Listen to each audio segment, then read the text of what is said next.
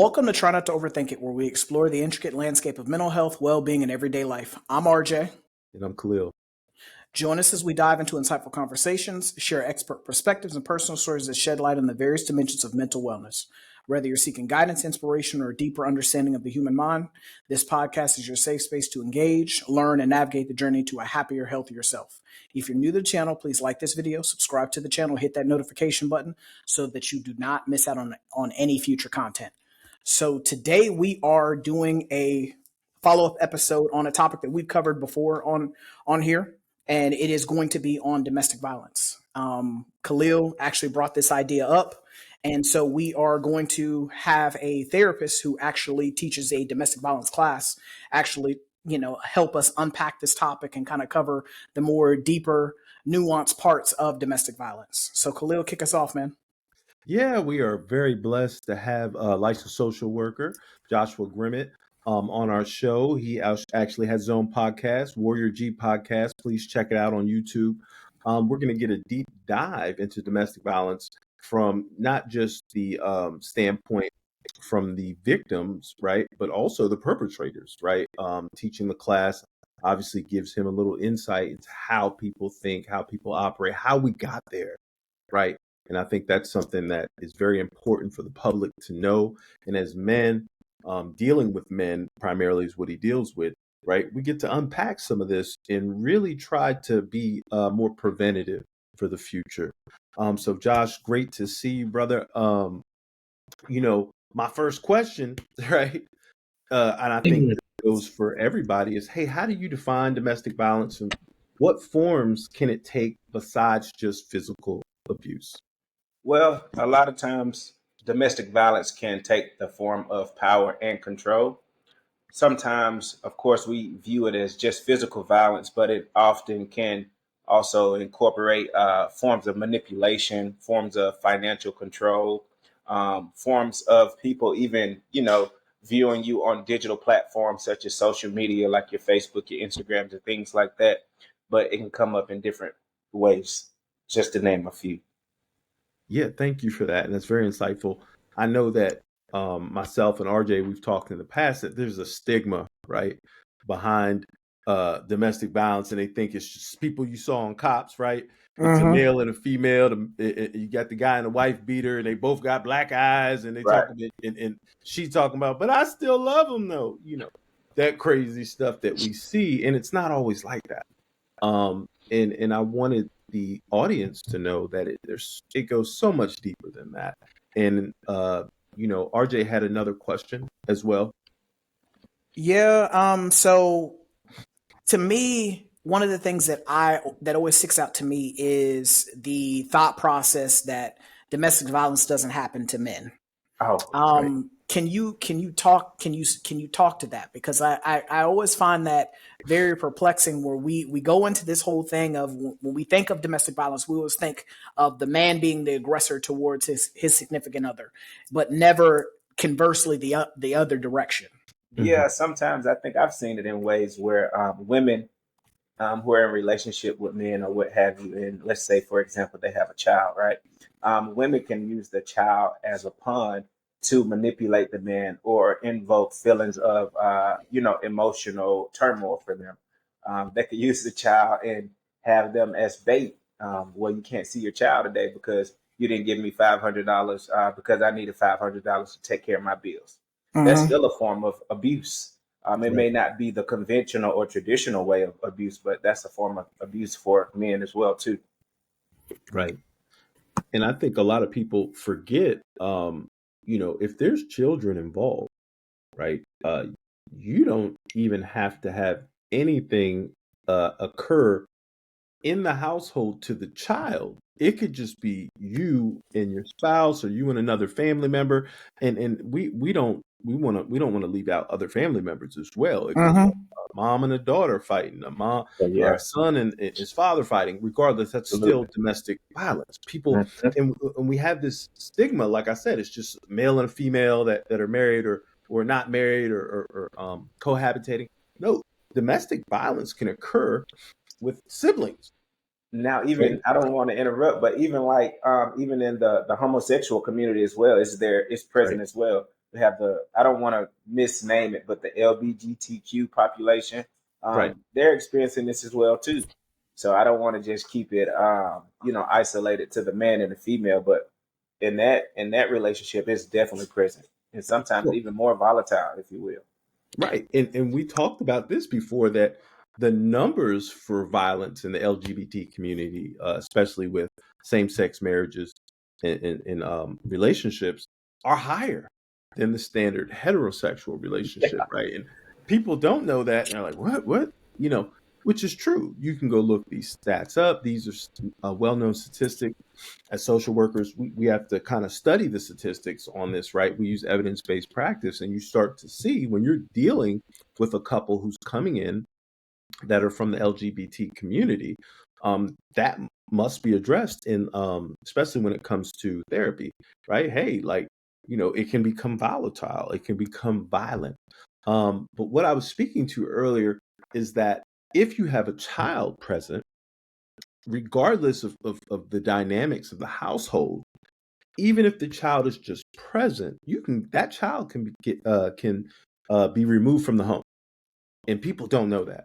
And then that light bulb comes on when the police get there, and the situation is you will lose custody of your child because a domestic violence charge affects the whole family, and we're going to talk a little more about that in the future. But I wanted people to know that's some of the information that we lose sight of if we're only seeing the conflict, the argument, the fighting. If a child is present, you can get that child removed from the home. Well, I think that for a lot of us, we get caught up on the physical aspect of what is actually going on. We don't stop Right. and think that there are other forms, as Josh alluded to, there are other forms of domestic violence. They can be psychological, they can be, emotional, they can be spiritual, they can be financial. Because I had a client tell me that before, where her husband was controlling her anytime she wanted to do something, or if she, in her words, if she stepped out of line, he would cut off her access to money because she didn't work. He had control of all the finances. So she went without things. There were times where she didn't have her medications, to help to manage and to treat her mental health. She couldn't get her medications because her and her husband would get into it, and he would cut off her access to finances. So I think it's important for people to understand that it's not just we get into an argument, I'm socking you, you're socking me type situation. There Right. are other forms of domestic violence. And then to take it even a step further, that it doesn't just affect, a certain demographic of people. It doesn't, affect a certain socioeconomic, pocket of people, a certain educational level of people. It affects a wide spectrum of individuals. And for a lot of it goes unreported. Right. And it's important that people are, reporting this because again, the numbers that we are speaking of, those are stats of individuals who have reported it. But I can tell you no different than when people talk about thoughts of depression or feelings of depression or thoughts of suicide. Those are numbers off of the individuals who've actually reported it. It does. I guarantee you that if we pulled a whole lot more people, you'd find that the numbers would go up. And that's a very alarming thing because in we talked about this off camera before, but in today's society, we don't value each other enough presently. We don't value each other enough. We don't respect each other enough. And so it is kind of normalizing certain maladaptive and certain negative behaviors. And as Khalil alluded to, like with the child aspect, you have children in a home. So what example does that set for your children when your children are seeing you carry on like this? Right. Well, like they'll begin to model some of that behavior. You'll see it show up in school and show up in their interaction with peers. Um, it's crazy because we come from a generation where a lot of people say, well, don't do what I say, do what I do, or something like that. I may be butchering it, but Do as I say, not as I do. exactly. So essentially, we're telling them to, follow our words, but in essence, we're watching actions. We're Mm-hmm. watching actions. We're going to model exactly what you're doing. If you're modeling good behavior or positive behavior, we're going to model that, and vice versa. If you're modeling negative or bad behavior, you're going to model that. Right. Right. Absolutely. And it creates generational curses. I mean, there are things that and Khalil laughed when I said this, but there are things that I do now to this day because I watched my father do them. Getting my Yeah. hair cut every week, Oh yeah. the way I talk, the way I act, the way I engage with other individuals. I do the same thing that I watch my father do. So if I'm growing up watching my parents argue and fight in front of me, I'm going to think that that is okay. So then when I start having relationships with other individuals, I'm going to think that the things that I saw, the things that were acted out in front of me, I'm going to think that those things are all right, or they don't love me if they're not willing to do those things. Right. Right. It's crazy because I think this term love is tossed around so freely, and we all have different connotations of love. Your love may be quite different from the way I receive love, or the way Khalil receives love, and maybe his partner, whatever the case may be. But it's crazy because we all have this universal concept of love, but yet it's not universal. Mm. Yeah. Absolutely. Josh, my next question, right? And I think this kind of leads into it. Can you describe how abuse affects not just the individual, but families in the community? What have you seen, especially in the class when you're facilitating it? Maybe just some of the feedback, especially how it affected. Hey, well, after this happened, my relationship with my children aren't the same, or my mother-in-law, or my father-in-law, different stuff like that. Yeah, I've seen it impact relationships. Families can become more divided. It can create isolation. That's where you get people walking into some of this depression, or more anxiety, or even more aggressive behaviors, because now you're operating in a sense of fear. And so now anything that feels like a threat or an attack, you're perceiving it as that, and you're responding from fight, flight, or freeze mode. Right. So, yeah. And we talk about that all the time on this show. Once I'm operating with the primitive brain, which was the limbic system, right? It's the oldest system we have in our brain. We go back to our ancestors, right?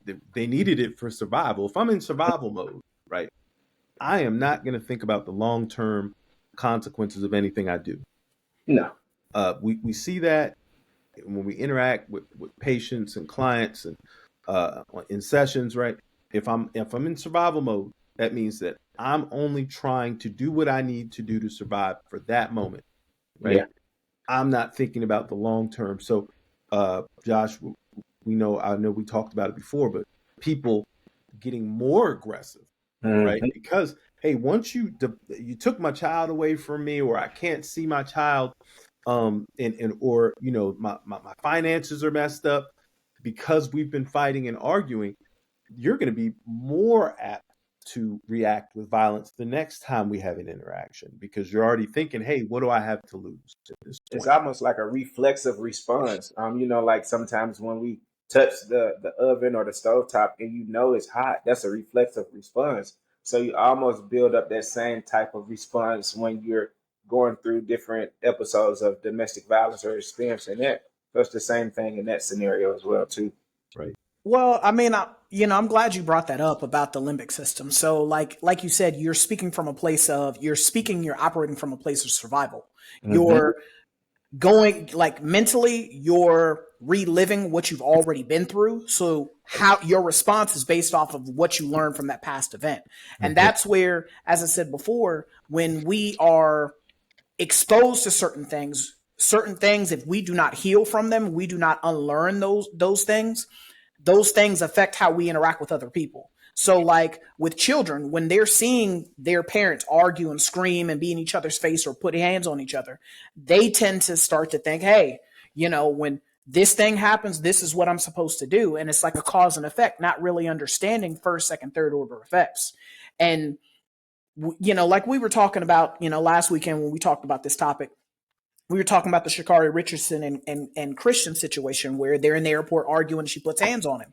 You can tell from their interaction, this is not the first time that this type of situation has happened. You can tell by how comfortable she felt being in his face. You can tell by how he was just walking and letting her yell it out that this is not the first time this has happened. So that leads me to believe that this is something she's seen herself or something she's experienced herself, because even she alluded to something she didn't say specifically, but in her apology, she alluded to, she was acting from a place of trauma. She was acting from a place of hurt.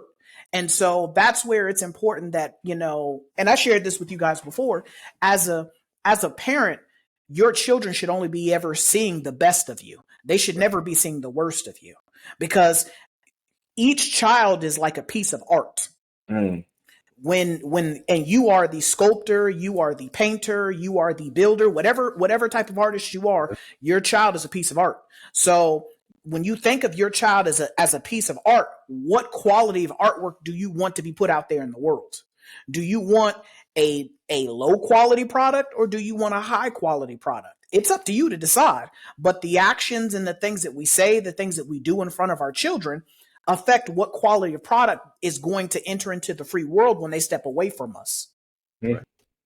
I like that, because sometimes we may, it just pulls me back to what I said earlier. These kids start to download what they see from, their world. The parents are the first teachers. The parents are, quote unquote, the first gods, or whatever the case may be.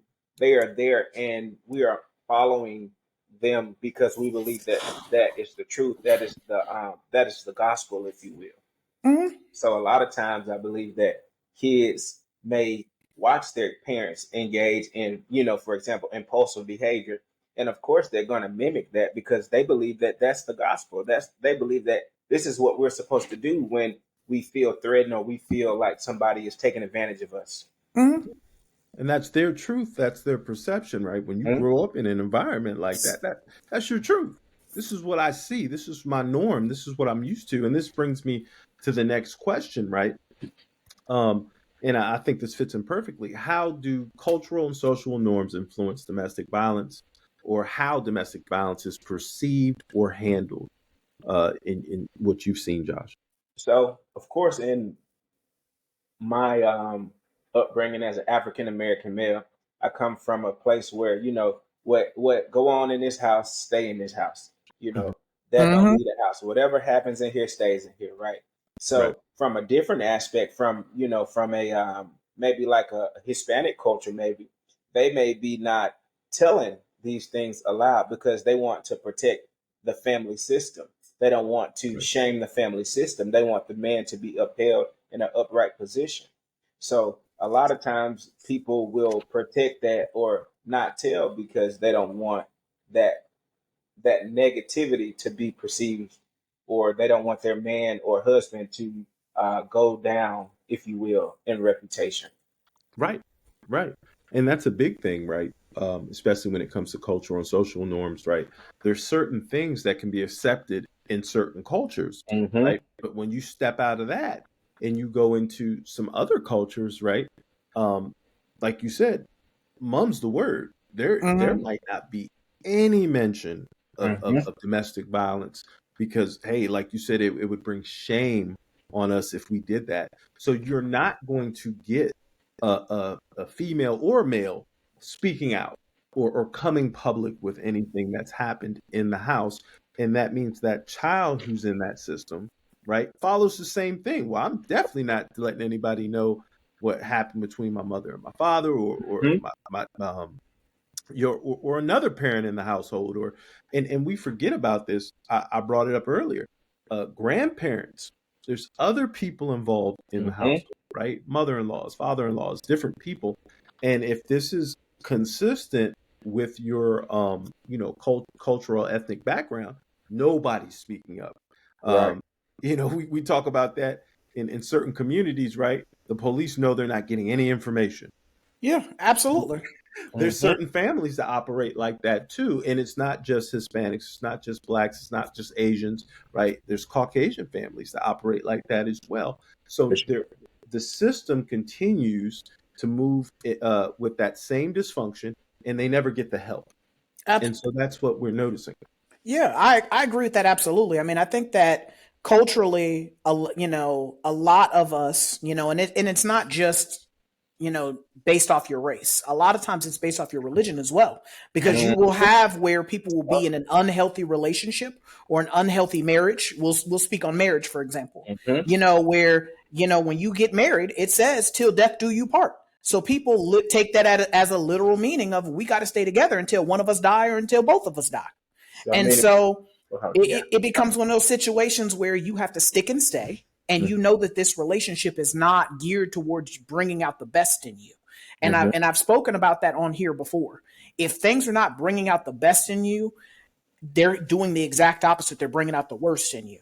And for a lot of us, we will stay in maladaptive, unhealthy situations because, hey, culturally, this is what I'm supposed to do. I'm supposed to be here. Even though my significant other is putting hands on me or they're not respecting me, they're not valuing me like they're supposed to. Culturally, I got to stay here and thug it out. And like Khalil, like you alluded to, some people, the police will want to help you, but then, hey, we don't believe in snitching over here. Right. We're more concerned about being seen with the police than taking care of ourselves. Like even right now, I was watching, I watch No Jumper sometimes. It's a podcast that's on YouTube. And right now they've been past couple weeks, they've been talking about the RICO case that the Hoovers got, for trafficking underage girls. Wow. And so they had this girl that was, she's underage. She's 15. I think she's 15 or 16. And she has been operating as a lady of the night. And so it was more appalling to her than, it was more appalling to her to be associated with telling the police than it was of her being out on the street. Right. Her mom brought her on to No Jumper to dispel the rumors that she was working with the police. That was the thing that they were concerned about. Not that her underage daughter is working as a lady of the night. Right. It was the fact that she's being associated with the police and telling. And I'm like, this is bananas to me. We're more concerned about being associated with telling and cooperating with the police than your child being in school and doing things that a teenager should be doing instead of being a working lady out on the stroll. That doesn't make any sense to me, but that's some people's thought process. I don't want that jacket on me of working with the police. Police have no business being over here. And so for that particular reason, you see some people where it's not being reported and the numbers aren't reflective of truly the problem that is domestic violence. Right. And some of these cultural norms have become social norms. Absolutely. Right? Because, you see it pushed. People laugh and play with it. No snitching, no this, no telling, all that type of stuff. You see it pushed on social media, and we forget social media reaches the world. It's not just this one little TikTok platform is going to reach these people in this certain area, North America, or on the East Coast, or in the South or Southwest. No, it's reaching everybody. There's different countries that see this and perceive that this is okay because it's like, hey, this is how Americans act, right? Like, you're not allowed to snitch, or you don't trust the police, or defund the police, right? And so we have this, it's becoming a social norm. And when we start looking at that, we have to look at how that even came about, right? Who's pushing that narrative? Because I know for a fact, right? I want help if there's something that happens within my household that I can't control. Oh, yeah. And I do require police assistance because if I get to shooting everybody, I'm probably going to jail, right? Yeah, absolutely. So I prefer, hey, look, if I can't handle this situation, then I probably need to have an intervention from the outside. And that's what scares me about our society, is because there's these cultural norms and social norms that are becoming acceptable that aren't. They're unhealthy for the family system. It's like we normalizing the unhealthy behaviors all across the board. And we're almost getting so desensitized to violence and negative behavior, even when we look at the avenues that we receive it from. Like we're looking at the social media, the TV programming, and things of that nature. And if we're allowing those things to come into our ear gates and eye gates, we're going to model that. We're going to mimic it. It's going to happen. And I said that on here a few times. Like, you have to be very mindful of what you are allowing to enter into your body, because it starts to affect your thought process. It starts to affect your worldview, and it also starts to affect how you interact with the world around you. And as you alluded to, the worldview of things nowadays is, like I said, we don't value each other. We don't respect each other. Because if you value and you respected people, you would use proper conflict resolution to navigate through a tough conversation. Your first thought process would not be to jump up in somebody's face and be yelling and screaming. You would think that that's abnormal. You'd be like, yo, I'm tripping. Why am I doing that? Right. But we live in a day and age where people's response to things when someone displeases me or someone does something I don't like is to be in their face, is to go full aggro on them. And for me, and I tell people this all the time, I do not engage with people when I'm emotionally compromised. When I recognize that I'm upset, when I'm recognize that I'm on one, like I listen to myself when I'm talking to people. When I hear myself say, "Who are you talking to?" I know that I'm about to snap off on you. And so to stop from disrespecting you, and because I value you, I will disengage from the conversation. Hey, we're going to have to stop talking right now. Because again, before it goes to a point to where I do something or I say something that an apology will not fix, I will disengage. And I think that because we push this narrative of you can't let nobody get one up on you. You got to get somebody told.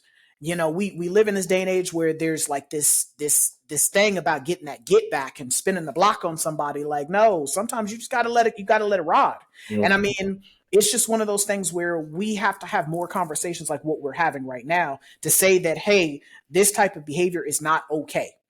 If you truly value this person, if you truly love this person, because as you alluded to earlier, Josh, we all have a universal thought process on what it means to love somebody. Right. But if I love somebody, there's certain ways I'm not going to talk to you. Right. If I love you, there's certain ways I'm not going to treat you. If I love you, there's certain things I'm just not going to do because I love you. I can't claim that I love you and I'm going upside your dome piece. I can't claim that I love you if I'm beating the windows at your car. I'm slashing your tires or I'm keying your car. Like I had a client do that where somebody, his significant other keyed his car. So his response was go outside and shoot her car. Oh. And so, everyone is not, and this is where it gets dangerous when we're not respecting each other, because everyone is not going to use a proportional amount of response in regards to what you did to them or what you said to them. You keyed his car. His thought process was, I got to get my lick back. So he going out there and he going to empty the clip into your car. That made no sense. But in his mind, he was that mad. It made sense. It made sense at the time. That's almost like fighting. Like in a fight, what's fair? What's fair in a fight if you're fighting?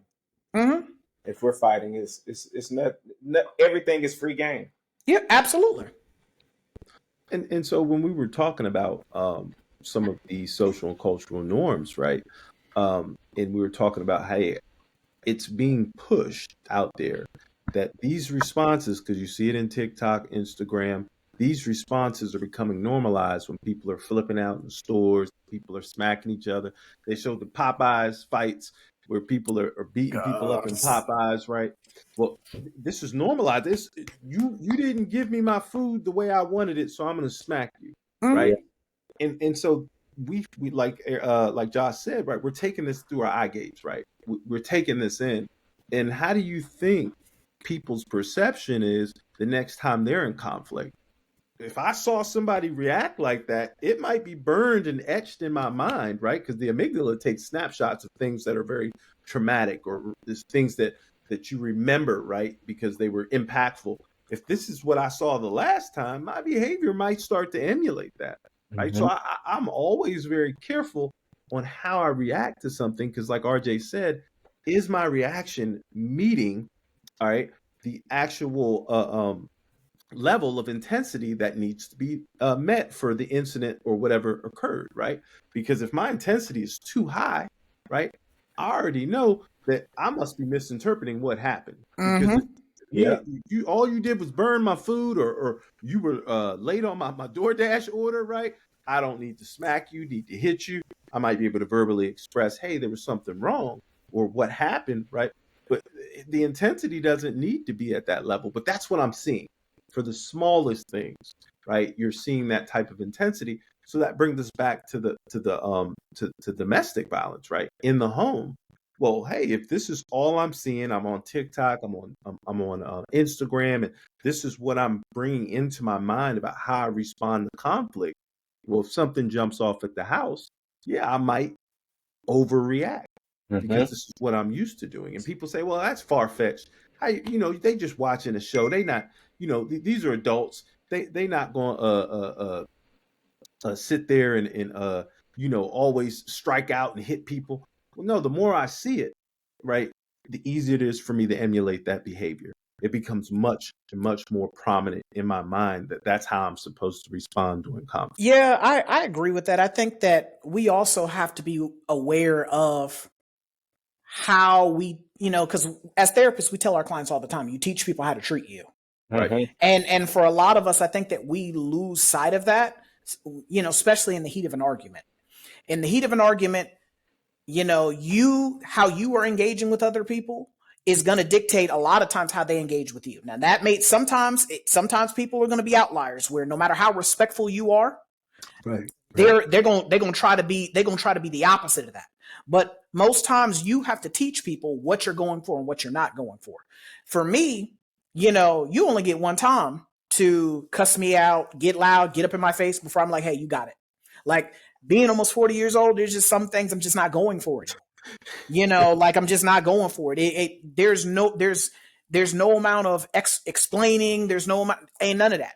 Because at the end of the day, when you are not, setting that boundary, you're not setting that tone, people start to think in their mind, they start to rationalize like they're okay with it.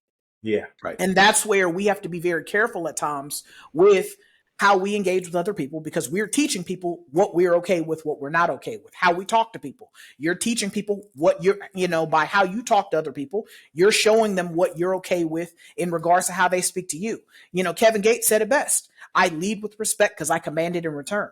And for a lot of us, we have to lead with a certain type of energy. That always has to be the energy we lead with, because again, you come in guns a-blazing. Some people are going to go, you're on a 2, they're on a 10. And so that's where it's one of those things where you have to sometimes lean back into that. And I never paid attention to that, especially in regards to relationships until, we did the first episode on this with Aja, and she said that. She was like, I got so caught up in, loving this man that I wasn't loving myself. Mhm. I would allow him to disrespect me, and I started to realize I wasn't loving myself. And it wasn't until she got to that point to where she started realizing I'm not loving myself, I have to choose me, that she started to kind of put the pieces together to eventually get the strength to leave the relationship. And I think that for a lot of us, we sometimes have to get to the point to where we have to choose us. We get so caught up on being chosen sometimes that we do not choose ourselves. And in not choosing yourself, you sometimes will put up with things that you otherwise would not put up with. Right. But it may come from a place of familiarity, right? So let's say, for example, you received this type of love from your parent. So when mom or dad was yelling at you or whatever the case may be, that you internalized that and that became your norm.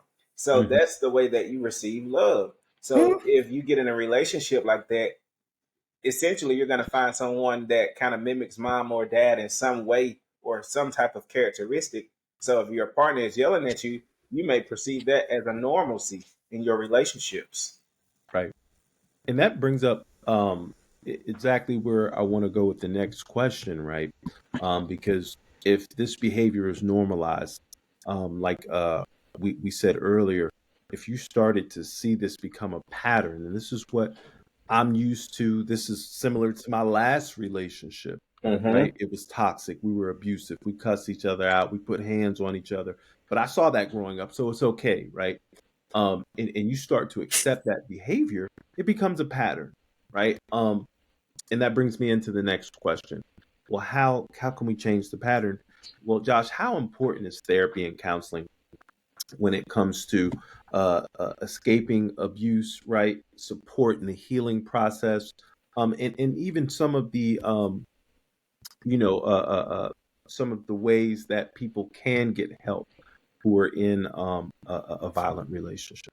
Well, I believe that therapy is a vital thing for people to engage in if they're experiencing some type of trauma or violence or anything like that.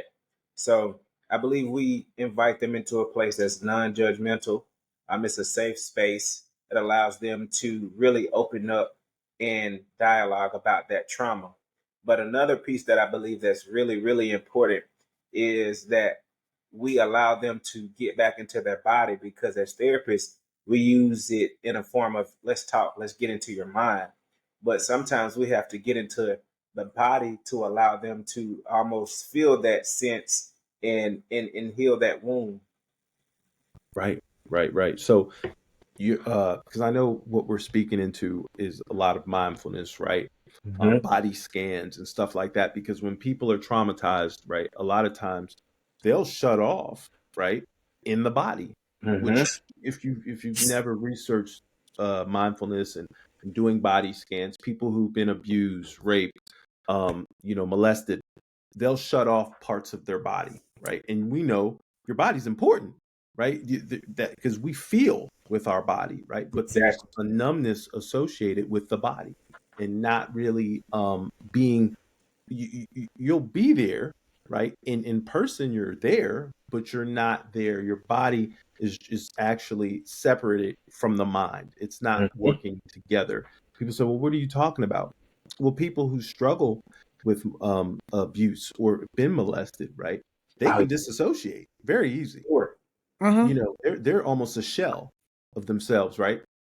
And so it is important for them to have a safe space to be able to come into a place where it's non-judgmental, and for them to get back in touch with their body and start gaining access to parts of their body that they had blocked off, and maybe have or numbed or tried to disassociate from. So thank you for bringing that up. Also, I wanted to go into that a little further because we know we have so many different types of abuse, so many different types of domestic situations these Mm-hmm. days, right? Nothing is just standard. It's not a wife and a spouse, or a husband with the 2.5 kids and a white picket fence. Things have changed now. There's so many different situations. So have you, and this is what I was going to get into, have you had an experience where you're dealing with a non-standard couple, right, who've been in abuse, who have children maybe, or even not, that you've had to deal with since you've been working in the field so far? Yes, so I've dealt with well, I want to say it was a guy. He was having a relationship with his mother. We're not going to even say a romantic relationship. We're not going to isolate it to that. But I had an experience where a guy was dealing with his mother, and it was a lot of manipulation and emotional abuse, where mom was talking down to him, and talking about his emotional declines, right? So he reported in that group that he felt like mom wasn't there for him. Mom Mm, wasn't being accountable for her actions in the altercations or the conflict that they had. right. She wanted to demonize him, and he felt very left out. That's one of the things that he told me. He felt really left out, and he felt like, hey, you want me to get help, but you're not willing to get help. Help So you yourself, want me right? to be accountable for my actions, but you don't want to be accountable for your actions. Wow. And it's a two-way street. We talk about the victim and the perpetrator, right? Mm-hmm. Both Mm-hmm. parties need help. Go ahead, Mm-hmm. RJ. What were you saying? Absolutely. I mean, and that's the beauty of therapy, right? The therapy allows you to be able to process and unpack things that you sometimes didn't even realize were problems. You start to recognize things when you're sitting in therapy. You're starting to unpack certain things because you're like, God dang, you're sitting down with someone who has an unbiased, you know, viewpoint of the whole situation. Mm-hmm. So they don't know to speak for you and they don't know to speak against you. So sitting down with a therapist, a lot of times you get a chance to get that grace and that mercy for yourself, and also, to assess the appropriate level of accountability, because you can't argue by yourself unless you are one of our more sick, unwell people, Right. that has a serious mental illness. It's impossible to argue by yourself. So in therapy, you get that chance to kind of as Josh alluded to, get to reconnect with yourself. Because for a lot of us, as you guys alluded to, when you go through certain things, you start to detach and compartmentalize certain things. And so when you're in therapy, you get a chance to kind of bring everything back together and you know, just reconsolidate everything. But it's also an opportunity for you to kind of heal. A lot of us, because we live in a society where we do not endorse or push the narrative of healing. We just Oh, don't. Right. We'll get out of a relationship and then jump into another one. Right into another one. Before we've had an opportunity to to heal and to repair the damage that last relationship may have caused to us. And that's where I think that, participating in therapy, that is what is going to allow someone who has survived, domestic violence or an unhealthy, maladaptive relationship. It allows them to refine themselves and to recenter and refocus themselves and help themselves be the best version of themselves. But then for those, those perpetrators who will find themselves in a class like Josh's class or my class, where you've done something and now you're court ordered to participate in this class for whatever reason, it allows you to be able to mature and to understand where you went awry and where you can be a better human being. And to your point, like that, man, I've had a lot of guys say, well, in this course, this has helped me to become more aware of the things that are not so appropriate when I'm responding. I'm looking at my behavior and I'm looking at, okay, maybe I shouldn't have responded to my girlfriend like this just because she didn't cook dinner or just because she didn't, make sure the kids were down to bed before I got home. A lot of times guys may respond angrily because it's like, that's one of the responses that guys traditionally go to a lot of times, and it's hard for us to convey our emotions to one another because that's the thing that we've been told to do. You be quiet, suck it up. You cry, just be quiet, don't say nothing. So a lot of times I think some of these domestic violent things are rooted in childhood trauma. Absolutely. And that's where, as I said before, sitting down, just being able to talk about things, because it's one thing for you to internalize something and have your thoughts, your feelings and emotions inside of your own brain, but just saying it out loud. Like I talked about the food journal. You don't realize how much food you eat in a day until you write down every time you stick a piece of food to your mouth. So being able to say out loud, my God, the way I just responded to my wife or my girlfriend, my husband, my whoever, that was over the top. I shouldn't have been doing that. It puts it out in front of somebody. And that's where, as I said before, we have to have more conversations such as this for people to recognize that the way that they are operating out in the world and engaging with other individuals is not the appropriate way. It is not geared towards you being the best version of yourself or allowing other people to be the best versions of themselves. Right. In the healing process, I want people to know it takes a long time, right? RJ mentioned about going from one relationship to the next, and we've talked about that a lot on our show. You've got to give yourself time to heal, especially coming out of a tumultuous relationship that had violence in it, right? Or even verbal abuse, manipulation, whatever it was. It doesn't always have to be physical. If you're coming into a new relationship after not fully being healed, you're going to bring that same baggage with you to the next relationship, right? And you're also going to continue to validate a lot of those maladaptive and unhealthy relationship trends that you had, right? It's going to be very simple for you to get into a new relationship. I had a client and he grew up in a household where there was domestic violence, right? And he was interacting with his wife and he actually felt as if, hey, she's doing stuff that I've seen my mother do, right? Or I've seen another person do. And in his case, it was his mom, and it irritated him. And so we had to break that down of, hey, well, what were these behaviors? Well, it was a form of lying or manipulation. And I've been through that as a kid. And well, how did you see it handled? Well, yeah, my father would get mad and they'd lash out and they'd be fighting. And, he'd seen both parties abuse each other, right? And so I was like, so what was your first instinct when you saw your spouse lied about something, right? And he said, hey, naturally, it was like, hey, I'm going to confront her and I'm going to make her know she can't do that again. Well, how are you going to make her not do that again? Well, in my mind, I kind of blanked out, but I want to snatch her up, and show her. So I said, well, how did that work for you? Right? Putting your hands on someone.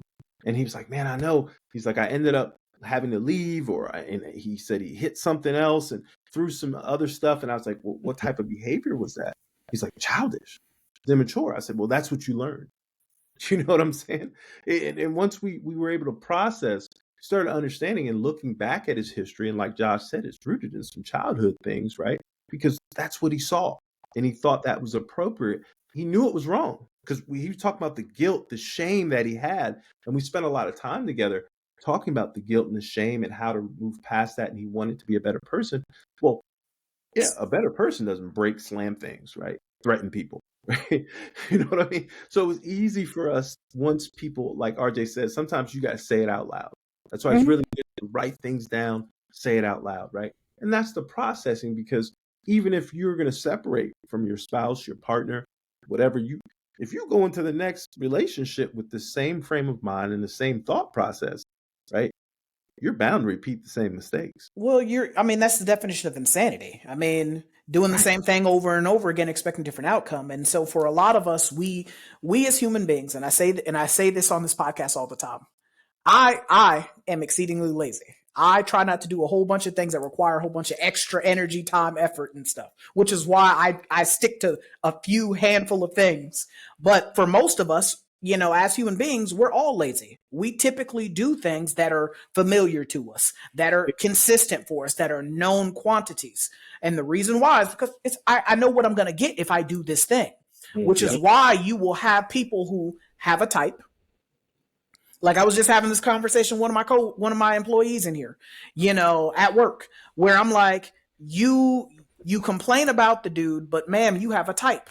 Your type is the fixer upper. So you get the guy, you gotta polish him, you gotta put him together, and then you're not putting him together for him to be better for you. You're putting him together to be better for the next woman. Because he pop up and he get his stuff, he go. So most of us, we have a particular thing that, because it's normal for us, because we're used to it, we sometimes, just look for that type of person.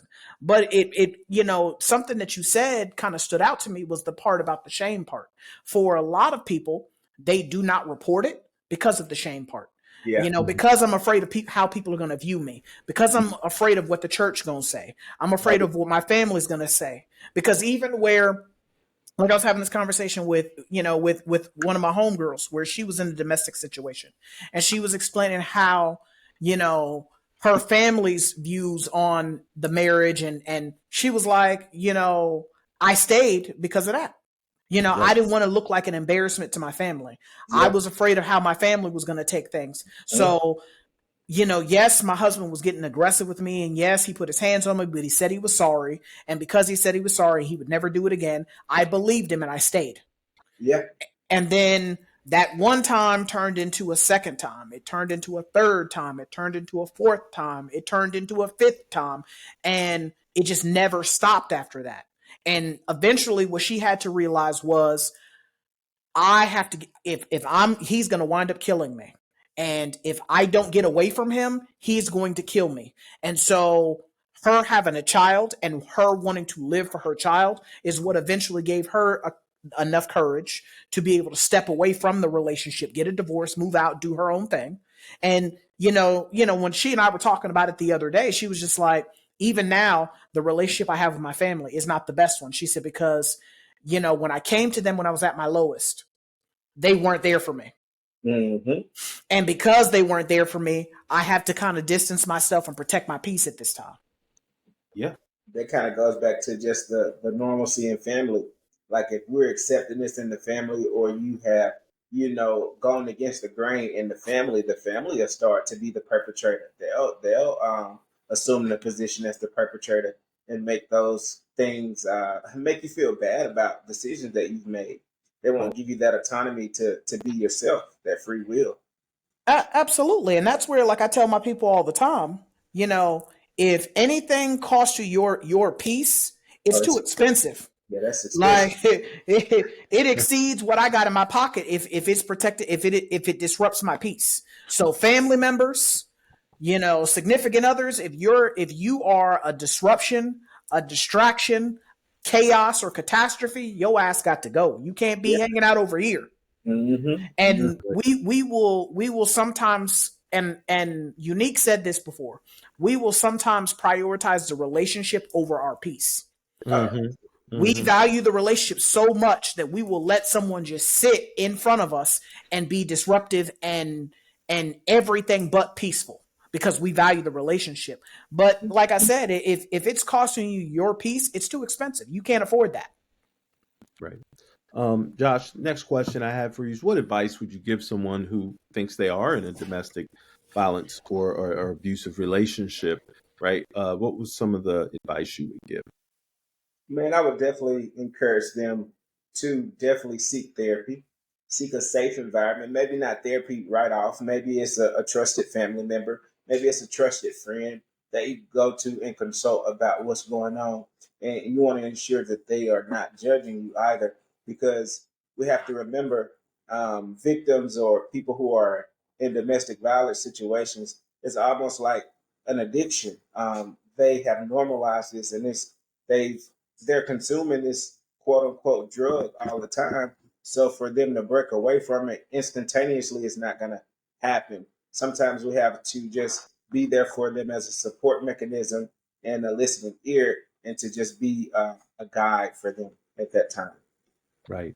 And obviously, here in Huntsville, we have our advocacy center, and it's very discreet. They don't give out addresses or anything like that. Mhm. A good friend of mine works for the advocacy center, and it's been very helpful to me as a referral, because I always refer clients who have any issues with domestic violence to go there. They can take their children as well. Um, but the other point of that is finding someone who you can trust to Oh, yeah. discuss this information with, so it doesn't get back to the other person. I think a lot of the fear, right, the reason why things don't get out is, yeah, there's, of course, there's the social stigma and stuff like that, right? All right. And some of the cultural stigma, familial stigma, right? You don't want my family to look down on me. Well, it's also, you need someone who you can talk to that isn't going to go run out and tell somebody else. I think Mhm. that fear causes a lot of people not to speak up, because if I tell such and such, they might tell the other person. It breaks the Mm-hmm. trust. Break that trust, right? And so it's very important to have a safe space. Therapy obviously would come a little later down the line, but if you have a therapist, right, a social worker, LPCs, they're all advocates, they're all mandatory reporters, right? Nurses, doctors, right? And so that scares people as well, right? Mhm. So you need to have someone who you can confide in and say, hey, this is what's been going on, and I need help considering my next move. It has to be a safe space in order for people to be able to trust you. Yeah, I agree with both of what you guys are saying. I think that it's important that we really push for systematic reforms to make reporting safer and more effective, because it Yeah, defeats the purpose of, if I'm going to report it and nothing happens, because then it discourages me from reporting it moving forward. I think Yep. that there needs to be, just more effective reporting, and it just needs to be better, because what we have right now, you see it all the time when you watch cop shows Oh, where they they yeah, they report it, they are back and forth to the house 15 bajillion times, but then nothing happens. yeah. And right. that happens in real life. And Yep, Yeah. so what ends up happening is the perpetrator, you know, is it's reinforced to them that, hey, nothing's going to come from this. So you can Mhm. keep calling the police if you want to. But Yep. then also the survivor learns that there's no help coming. And so Yep. now you fall into a pit of hopelessness because you feel like there's no one's going to come and save me. I have to But just accept this. I just have to yeah, accept this, and right, that's where it's important that we push for these systematic reforms to make reporting safer and more effective. But then also expand counseling, legal aid, and financial support for survivors, because yeah, what ends up happening is, as we alluded to, not all forms of domestic violence are just physical. Some people are stuck because, again, the other person may be controlling all the finances. So right, how do I afford a lawyer to be able to get a divorce? How do I start over, pick up and start all over? Because this is the only person I've ever known. So what do I do physically, mentally, emotionally, spiritually, and then most importantly, financially? If I've been with this person for a large chunk of my life, what do I right, do now? because you're asking someone as a survivor to start from zero. Scratch, right? Start from scratch, completely start over. So what do? So we have to be prepared to extend some assistance to those individuals, to encourage them to want to start over, because some people will stay just because, hey, the alternative is having nothing. Right. Yeah, see, I like to play devil's advocate on that. So, like, we could employ all of these different resources and things of that nature, but I feel like we have to get to the core or the root of the issue, and it's to empower people to take care of themselves. At the end of Absolutely. the day, you can get in any type of relationship that you like to be in, whether it be romantic, your family, whatever the case may be. Right. Nobody can do what you can do for you. Nobody can satiate you. Nobody can fulfill your needs. You know your needs best. People can Absolutely. them, but people can't take care of them all the time. Exactly. And that's where, like with your class and my class, for you to end up into either one of our classes, because you teach the DV class, I teach the anger management class. For you to end up in our classes, things have gone exceedingly bad for you. It should not take you going before a judge, you catching charges, you having a case before you recognize that I have a problem. Yeah. We have to be very proactive about how we engage with each other, how we respond to one another, how we love on one another. Because if, like Oprah said, when Oprah interviewed Rihanna after the whole situation with her and Chris Brown, shoot, when was that? Like almost a decade ago? Almost a long time ago. She told her, if they put hands on you, they don't love you. And so we have to have those conversations. This is where, as I said earlier, we have to be more consistent with having these conversations where, calling a female the B word, calling her a hoe, doing these things, or even, as females jumping up in a man's face. Like, we have to have these conversations where there's a healthy way to engage with people and there's a not so healthy way to engage with people. Yeah. And if you can't engage with people in a healthy way, then you shouldn't be engaging with them. If you can't interact in a healthy way, you shouldn't be interacting, because again, you will not always be able to predict and or control how the other person is going to respond to you.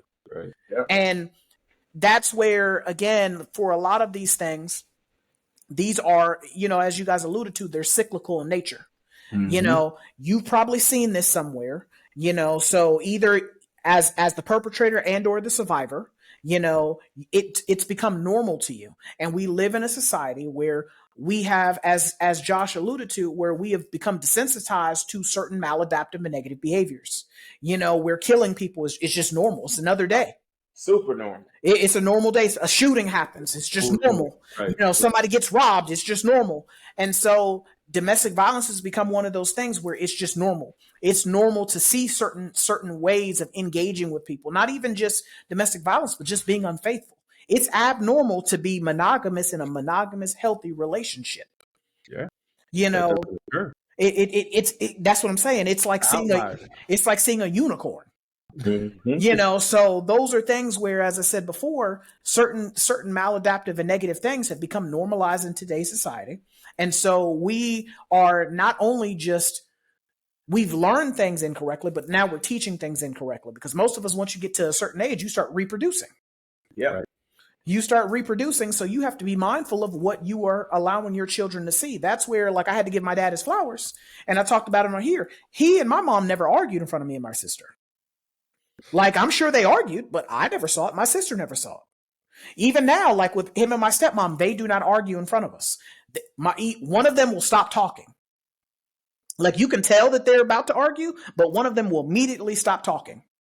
And the reason why is because, again, they are, even as adults, I'm almost 40 years old, even as adults, they are still my parents. And so they recognize that we are modeling certain patterns of behavior. And so the pattern of behavior that they always want to model in front of us is always the best pattern of behavior, not the negative and not the bad. Now, again, I'm sure that they argue because, again, there's no way you're going to interact with people and you always agree on everything. Yeah, you got to have some conflict. Exactly. And conflict is not bad. It's the way that we engage in conflict that can either make it good or bad. I was just telling a client that, right? Conflict resolution, right? That's a skill you learn, right? And conflict in itself is not bad. It's actually good because you're not going to be always in agreement with everybody you're around, right? Well, when I'm not in agreement with you, if I love you, right? Or if you're a friend and I trust you, right? We need to be able to come to a mutual compromise Mhm. without fits the cuff, without me withholding something from you, right? And I know we're coming short of time, but I was going to speak about that, right? Withholding love from someone is abuse, right? When you're in a Absolutely. relationship, right? It's one of the worst ways to punish someone, right? Yeah, it's I'm gonna definitely a withhold form my of love. abuse. Yeah, and it really shows us, where you're at mentally if you're doing those things because it's from a standpoint of immaturity, right?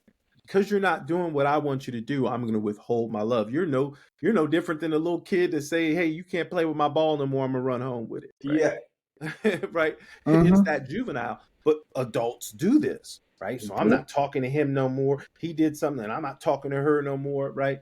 Those are all abuse. And I want people to start to understand that the unhealthy nature of relationships and conflict resolution is the reason why we have such a high number when it comes to our divorce rate in this society. We're talking about societal standards. It's acceptable, right? 50%. I think it's like 60% now. It's close to 60% now, right? So that's 3/5 of people are going to get divorced. So what that means is anything you do that I don't like, I don't have to compromise anymore. I'm Yeah, just going to go.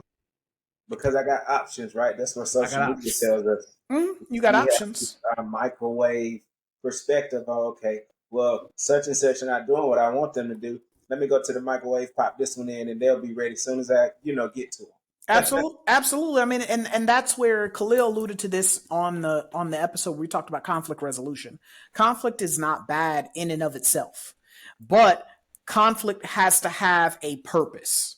Hmm. Hmm. If you're arguing with no clear goal, no clear purpose, you're just wasting your damn time at that point. Yeah. It should everything that you should engage in, and that's where, as I tell people all the time, for me, I'm exceedingly lazy. And the reason I'm exceedingly lazy is because I don't put my time, effort, and energy into things that do not serve a purpose. So I'm not just out here just wasting my time hanging out with folks. If I hang out with you, if we're friends for a reason because you add value to my life in some way, shape, or form. Not Mhm. may not be financial, may not be physically, but spiritually, you may pour into my life. Emotionally, you may pour into my life. Same thing with my romantic relationships. If the young lady I'm talking to does not add something of value to my life, Yeah. I mean, it just is what it is. And that's where, for a lot of us, we get into, as Khalil alluded to, we get into conflict thinking that conflict is just, I'm just going at you. No, there should be some purpose Yeah. for why we're arguing. We need Mm. to get a clearer understanding. We need to get on the same page. But when we are in conflict and you recognize that it's getting a little too hot, we need to disengage before we start putting our hands on each other or we start doing things that are disrespectful. Because again, it is okay to disagree with people, but there's a way that you can disagree with people to where you're no further apart, mentally, emotionally, and spiritually, that you guys can still come back and still love on each other in a healthy way. That's right. But for a lot of us, we've never seen that before. So because we've never seen it before, we grow up thinking that, hey, getting up in somebody's face, putting hands on folks, as Khalil alluded to, withholding things, that's the move to make, and it's not. Look, we know love covers a multitude of sins. And, if our society would increase the love output, I think a lot of things would be handled just from that aspect when we start respecting people. And we've had that conversation on the show about having mutual respect and love for people, and treating people as human beings, right? Not as objects or not as, just, hey, that, what's the whole purpose of love thy neighbor? My neighbor goes further than just the person on the side of me that lives next door. It goes further than that, right? It's how we treat each other as human beings. Absolutely. So we are going to end the conversation right there. This is Try Not to Overthink It, signing out. I'm RJ. I'm Khalil. And I'm Joshua. If you like what you heard, you like what you saw, we ask that you like, share, subscribe, hit that notification button so you do not miss out on any future content. If you would prefer to listen to us instead of watch us, I don't know why you would, because we're some very good looking people.